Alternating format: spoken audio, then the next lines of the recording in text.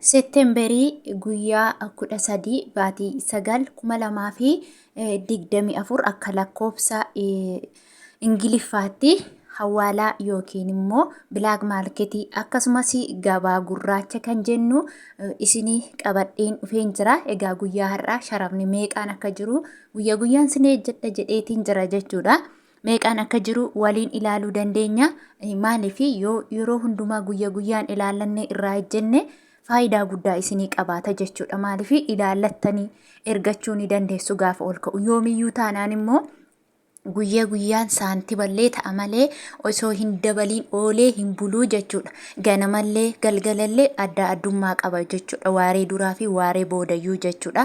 Kanaafuu haala ilaallattanii yeroo ol ka'u ergattu, yeroo gadi bu'u maallaqa keessan harkatti qabattu jechuudha. Saantimni tokko saantimni lama nuuf qalbii miti. Yoo walirra teesse gara maallaqaatti nuu jijjiiramti jechuudha. Harmee keenyaaf yoo ashaboo bitte gaariidha. Saantimni sun muggutuu qabna, falmachuu qabna jechuudha. Saantima irratti saantima jennee hin tuffannu jechuudha.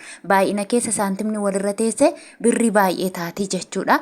Egaa iddootti birriin dabalu jira, iddootti immoo saantimni dabalullee ni jira jechuudha. Egaa guyyaa har'aa kanaan isinii qabadhee dhufe biyyoota kan akka Saudi Arabiyaa Riyaal, Dubaay Diraam, Kuwait Diinaar, Bahriin Diinaar, Joordaan Diinaar, Swiss Firankii, Kanaadaa Doolaar, Ameerikaa Doolaar, Awustiraaliyaa Doolaar, Paawundii, Yuuroo, akkasumallee Oomaan Riyaal, Kaatar Riyaal, Turkii Riilee, Ijipshaan Paawundii, Suudiin Kiroon kanneen kana isiniin qabadheen dhufeen jira. Warreen kana keessa jirtan keessatti of ilaaluu ni dandeessu. Yooyyaa harka fuunee jaallatamtoota kabajamtoota maamiloota kiyyaa nagaan araarri jaalalli waaqayyoo lafaaf bakka jirtan gola mandara jirtanitti isiniif abaay'atu. Akkasumas immoo obboloota koo amantaa biraa taatanii na ordofaa jirtanis nagaan lafaaf bakka jirtanitti isiniif haa ta'u isiniin jechuun jaalladha. Egaa warri mana koof haaraa taatan gara maatii kootti har'areef uftan sabskiraayib godhaa. Gara maatii kootti dabalamaa. Viidiyoo yeroo hundaa yeroo gallakkisu kallattumaan isin bira ga'aa jechuudha. Akkasumallee warri laayik gootanii na jajjabeessaa jirtan galatoomaa. Harki keessan fayyaa argatu isin jaaladha, isin kabaja, naaf jiraadha isiniin jechuun barbaada.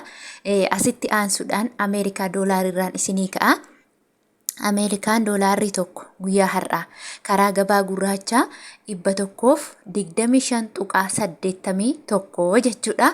Dhugaa dubbachuuf baay'ee ol ka'eetiin jira. Kaleessa fakkeenyaaf 124.88 ture. Kun immoo dhugaa fi sobasaa jechuudha. Seettemberii 13 baatii 9/2024 screenshot godhadha ilaalladha.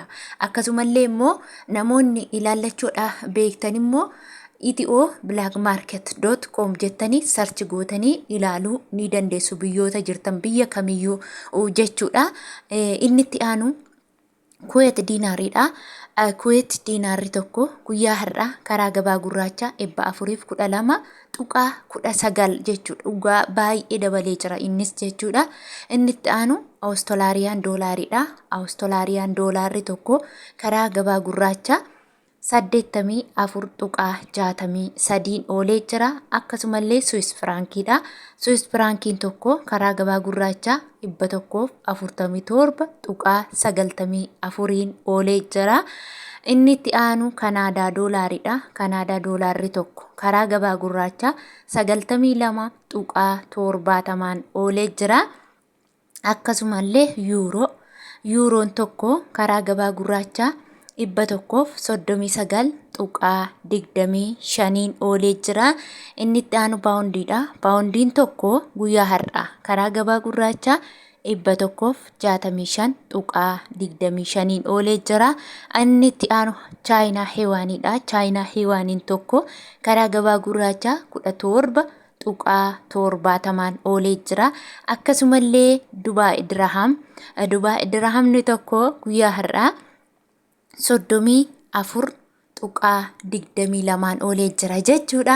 Egaa waa'ee kanarratti jechuudha yeroo Itiyoo bilaak maarketiin haala kanaan guyyaa itti gabaan oolee yeroo ibsu yeroo isin immoo deemtanii daldalaa gaafattan daldalaan yookiin birrii 2 yookiin birrii 1 yookiin immoo birrii 3 isinirraa kuta jechuudha. Fakkeenyaaf jechuudha tokko kaleessa koomentii jalatti argitaniitu yoo taatan doolaara tokko 112 naan jedhe daldalaanii jette dhugaa waaqaati. Mee ilaalaa jiru meeqa akka irraa kute 125 irra jira doolaarri karaa itiyoo bilaak maarketiitiin jechuudha. Garuu daldala yeroo ishiin gaafattu immoo 112 argitanii 112 jechuun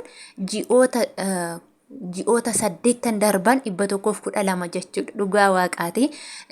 Namoonni tokko haala kanaan nama dogoggorsuun nyaachuu barbaadu jechuudha.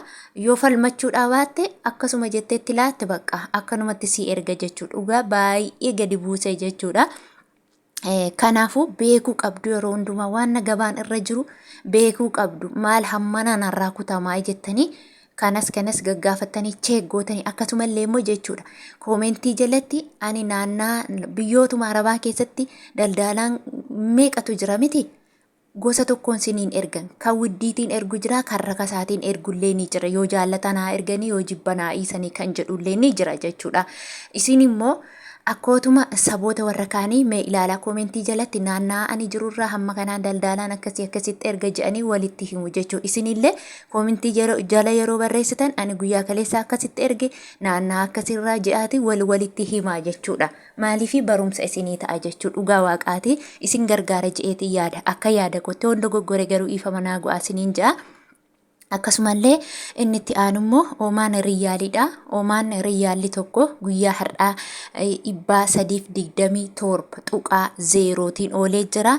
Inni itti aanu kaatar riyyaaliidha. Kaatar riyyaalli tokko guyyaa har'aa 33 tuqaa 98tiin oolee jira. Akkasumallee joordaan diinaariidha. Joordaan diinaarri tokko guyyaa har'aa 177 tuqaa 25 oolee jira.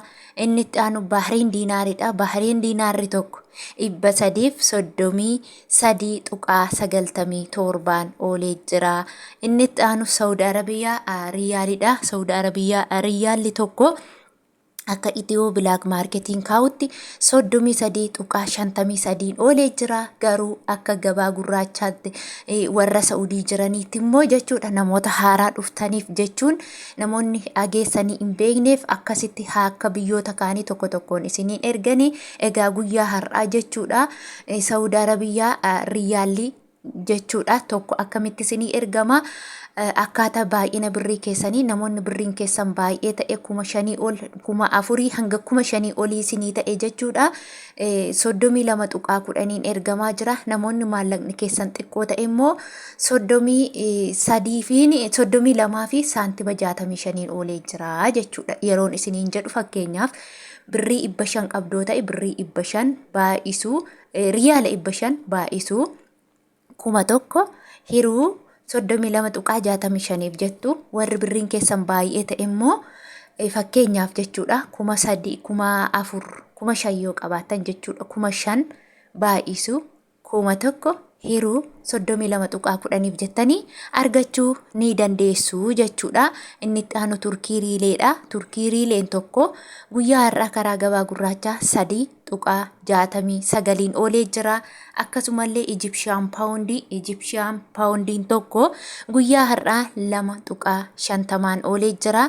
Akkanumallee Suudiin kirooniin tokko guyyaa har'aa karaa gabaa gurraachaa 12 tuqaa 23 oolee jira jechuudha.